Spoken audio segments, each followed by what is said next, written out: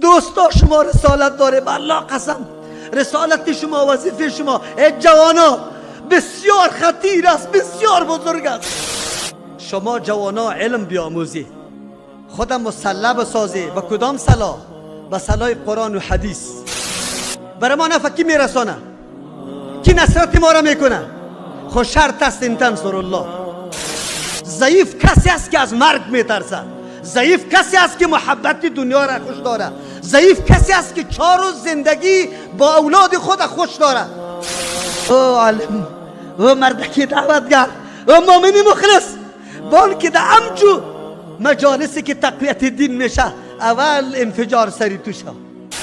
هزارها سال شکری الله سبحانه و تعالی را باید بکشیم که الله تو جان ما را قبول میکنی.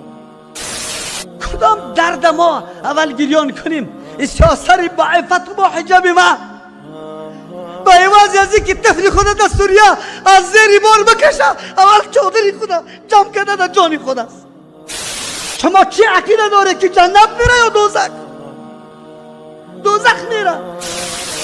امروز ما محض خیلی کم حقی کتاب الله را ادا کنیم، ما را بگذار نکنه. به الله قسم نکنه، من نکنه، این کتاب الله سرتون شاهدی میده.